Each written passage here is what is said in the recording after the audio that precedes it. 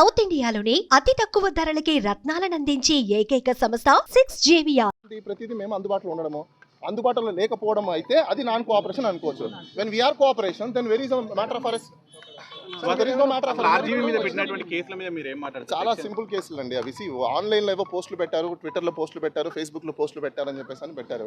అసలు ఏం పోస్టులు ఏంటి అనేది మాకు ఓన్లీ ఇంకో విషయం నేను ప్రజలందరికీ చెప్పాలనుకుంటున్నాను కూడా, ఏదైనా నోటీస్ వచ్చినప్పుడు దానికి ఎన్క్లోజర్ కంపల్సరీగా పెట్టాలి. చాలామంది అది పెట్టకుండా ఇస్తున్నారు. నోటీస్ అంటే ఓన్లీ ఒక నోటీస్ పేపర్, 1 పేపర్ ఇవ్వడం కాదు. పేపర్తో పాటు క్రైమ్ నెంబర్ ఏదైతే ఉందో క్రైమ్కి సంబంధించిన ఎఫ్ఐఆర్ ఇవ్వాలి, కంప్లైంట్ కాపీ ఇవ్వాలి.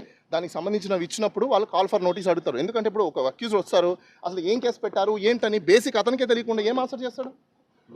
అసలు కేసు తెలియాలి కదా. ఇలాంటి కేసులు ఎక్కువ ఉన్నాయంటే మన అక్కడ ఆ స్టేట్లో ల్యాండ్ ఆర్డర్ అలా ఉంది, ఏం చేయగలుగుతాం?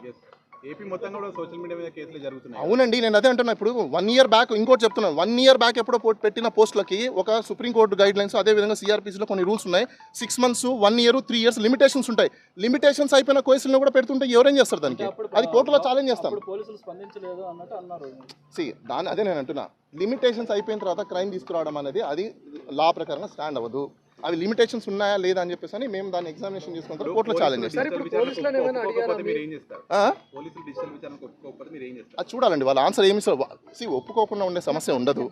అది ఇండియన్ గవర్నమెంటే. మీరు అందరికీ అదే చెప్తున్నా, digitalpolice.gov.in వెబ్సైట్ ఉంది, దాని ఆబ్జెక్ట్స్ చూసుకోండి.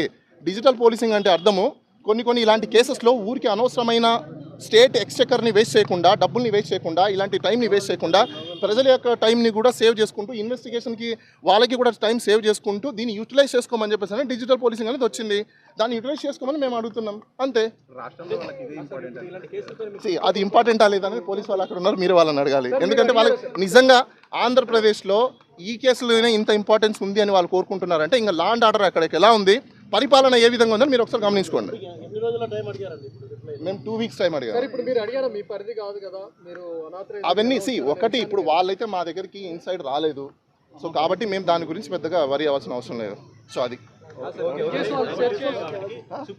సుమన్ టీవీలో మీ పర్సనల్ అండ్ బిజినెస్ ప్రమోషన్స్ కోసం కింది నెంబర్కి కాంటాక్ట్ చేయండి.